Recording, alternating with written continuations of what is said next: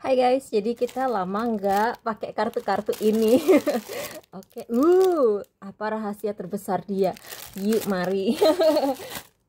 Oke, mari kita bacain apa rahasia terbesar dia. Ih, aku kepo deh.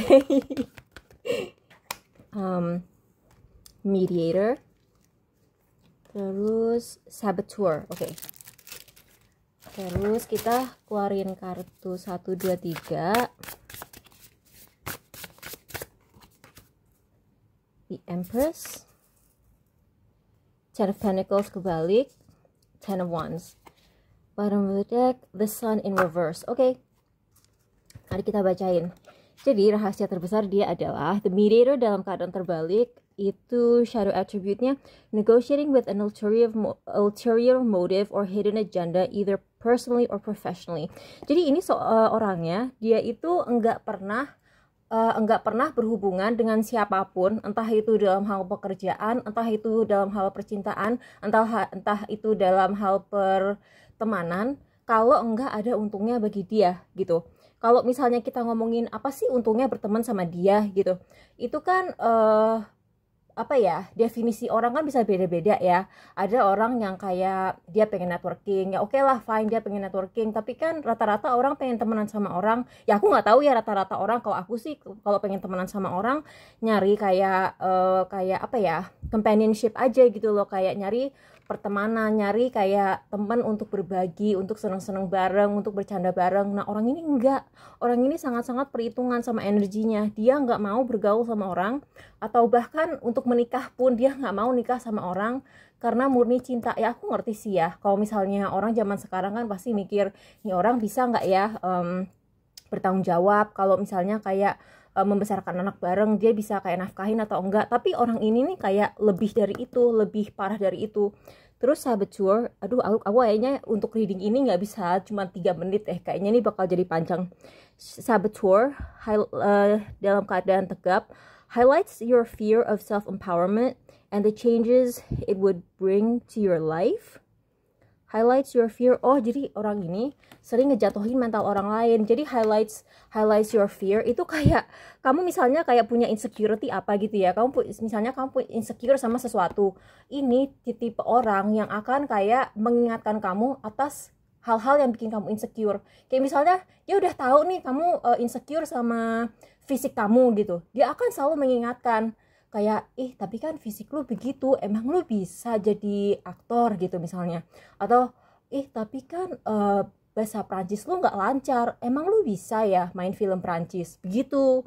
Kayak modelannya tuh begitu. Dan dia tuh kayak, dia itu harus selalu jadi pusat perhatian. Ini kan, jadi intinya the sun in kok ini kayak cicak sih. Cicak kan kayak kendaraannya jin. Kalau orang nyantet kita kan, rumah kita tiba-tiba banyak cicak. Anyway, ini the sun dalam keadaan terbalik. Jadi dia itu kayak punya apa ya, dia tuh kayak dari, kalau dibilang trauma masa kecil, enggak trauma masa kecil ya, tapi kayak sesuatu dari masa kecilnya yang mempengaruhi dia sampai besar. Mungkin dia waktu kecilnya tuh kayak terlalu dimanja atau selalu jadi pusat perhatian semua orang, atau kayak mungkin juga dia waktu kecilnya nggak tahu ya, kayak orang ini mungkin waktu kecilnya selalu jadi pusat perhatian, sehingga ketika tiba-tiba dia disekolahin, terus kayak masuk sekolah normal gitu ya, yang misalnya isi kelasnya tuh misalnya ada 20 anak gitu ya, kan berarti ada 19 anak yang lain. Dia tuh nggak bisa kalau dia tuh nggak jadi pusat perhatian. Kayak apa ya, kayak misalnya dia tuh kayak bukan diratukan ya, kalau diratukan kan anak orang dewasa ya. Anggaplah dia kayak misalnya dia tuh di rumahnya tuh dianggap pangeran rumah gitu, atau princess rumah gitu. Jadi kayak semua kayak apa ya, semua staff di rumah yang kayak ART-nya, supirnya itu kayak memperlakukan dia kayak pangeran. Jadi ketika dia tidak diperlakukan seperti pangeran di tempat kerja, atau kayak di sekolah atau di kampus gitu, dia tuh langsung bingung. Dia tuh kayak langsung, ini apa yang terjadi? Ini tidak normal. Aku biasanya selalu menjadi pusat perhatian. What is happening? Nah, aku tadi ngeliat 4 itu kan kalau di numerologi itu kan berhubungan dengan rumah ya. Jadi ini emang ini sesuatu yang rootnya itu ada di masa kecil. Jadi kamu kalau misalnya kamu nanyain Kalau kamu nonton video ini mempertanyakan kayak calon pasangan, aku bukannya mau nakut-nakutin insecurity kamu ya, aku cuma mau ngasih warning aja. Orang ini nanti ketika kamu udah nikah sama dia, kalau misalnya kalian penghasilannya nggak cukup untuk kayak nge-hire ART atau nge-hire orang untuk bantu-bantu di rumah, kamu jangan kaget kalau nanti dia akan selalu mengharapkan kamu yang ngambilin kayak makanannya, kamu yang ngambilin minumannya, kamu harus selalu yang bersih-bersih, yang dia bukan tipe laki yang bisa diminta untuk gantian nyuci piring gitu loh tipenya. Tapi ya kalau misalnya dia bisa nafkahin dan bisa kayak nge-hire orang untuk ngebantuin kamu melakukan itu, ya oke lah, fine gitu. Tapi ya itu sih. Nih, ini Empress. Empress ini si Empress ini tuh kayak kalau di tarot tradisional kan dia wanita hamil ya, wanita hamil, terus apa-apa dilayanin, terus kayak apa tuh namanya, semua tuh dia tuh kayak suka kemewahan, terus kayak dia tuh kayak, jadi ini mungkin kamu kaget ya, ini mungkin kamu kaget karena ini kayak apa sih namanya, kalau digabung sama si Ten of Pentacles dalam keadaan terbalik, ini kayak apa sih istilahnya, BPJS, budget, BPJS budget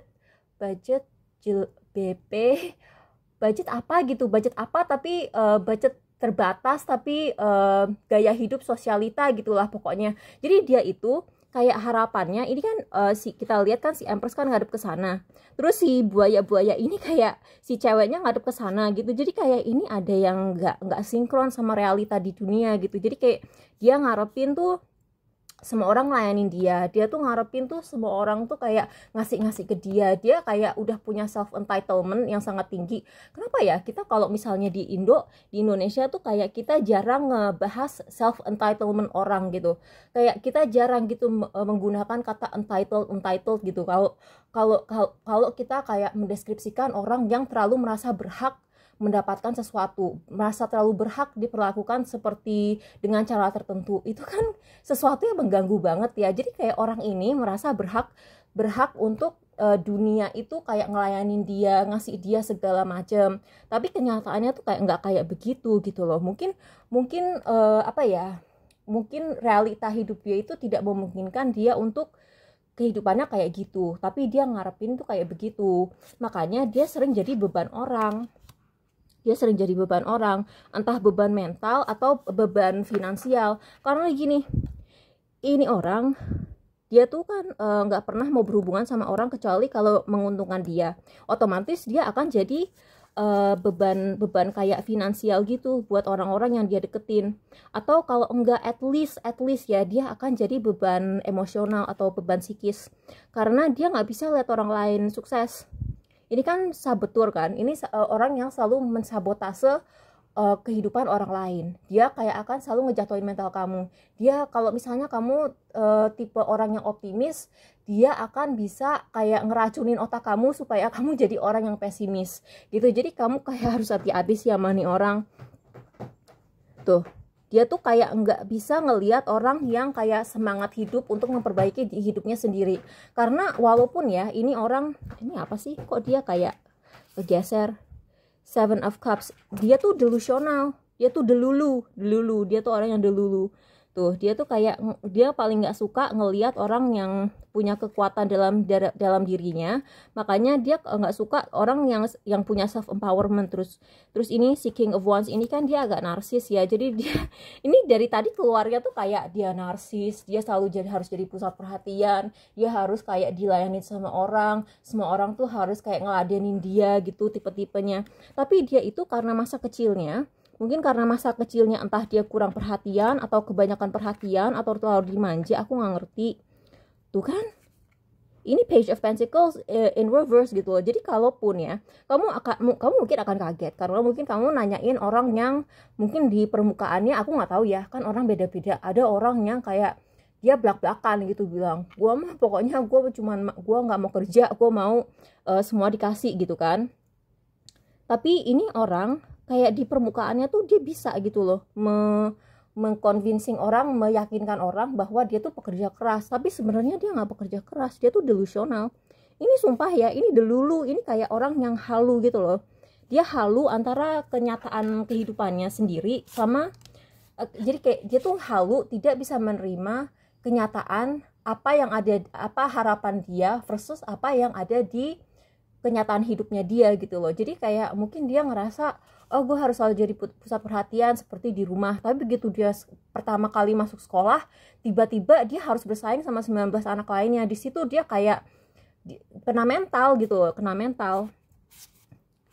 Ini orang mana ya tadi, kartu si strength, dia tuh nggak punya ini loh, dia nggak punya kekuatan batin, dia tuh nggak punya, mentalnya tuh lemah gitu loh, mentalnya tuh lemah. Ini tipe orang yang misalnya gini, misalnya dia ngerasa dirinya cakep gitu ya, dia ngerasa dirinya ganteng, cantik gitu ya, terus dia suka menghina orang-orang yang dia lihat di majalah, atau misalnya dia ngelihat si ada model IG gitu, terus ada model atau kalau misalnya dia ngelihat seorang di film gitu, ih ini orang kok bisa ya jadi model, dia kan jelek banget gitu. Tapi dia sendiri kalau seandainya dia disuruh audisi untuk ada di posisi orang yang dia hina, dia nggak akan kuat sama ininya apa, dia nggak akan kuat sama ini apa sih, rejection tuh apa ya, bentar gue kayak lupa, penolakan. Dia itu tidak terbiasa sama penolakan gitu. Jadi ketika misalnya dia ngelamar kerja terus dia nggak dapat kerjaannya, dia tuh mungkin akan langsung berpikir, ah itu si HRD iri kali ya sama gua karena apa gitu, misalnya IPK dia 4 gitu ya, IPK dia 4, isi HRD takut kali ya kesaing sama gua karena IPK gua 4 gitu. Yang tipe-tipenya tuh kayak gitu, dia tuh nggak terbiasa ditolak orang. Ini kan si King of Wands, kalau misalnya dalam keadaan terbalik itu orang yang tidak bisa menerima, tuh dia tuh pemalas men, dia tuh pemalas, jangan kaget ya, dia tuh pemalas. Mungkin dia tuh kayak bikin image bahwa dia tuh pekerja keras, dia orang yang sangat peduli karir gitu, tapi sebenarnya dia pemalas, dia nggak mau kerja. Eight of Pentacles ini kartu pekerjaan, datang dalam keadaan terbalik. Belum lagi ada si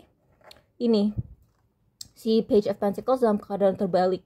Jadi dia itu di satu sisi dia selalu kayak ngedeketin orang yang cuma bisa dimanfaatin, tapi di saat yang sama begitu dia temenan sama orang yang seperti itu, dia itu selalu ngejatuhin mentalnya karena dia nggak kuat bersaing sama orang, dia nggak kuat kalah sama orang. Jadi ketika dia misalnya gini, dia temenan sama orang sukses, tapi ketika orang itu untuk dia manfaatin ya, tapi ketika orang sukses itu mau punya mimpi apa, dia mau kerja keras lagi, dia tuh pengen ngejatoin mentalnya si orang yang tidak sukses ini supaya enggak melebihi kesuksesan dia sendiri. Karena dia tuh kayak tipe orang yang nggak bisa tersaingi. Kalau orang punya A, dia harus punya A.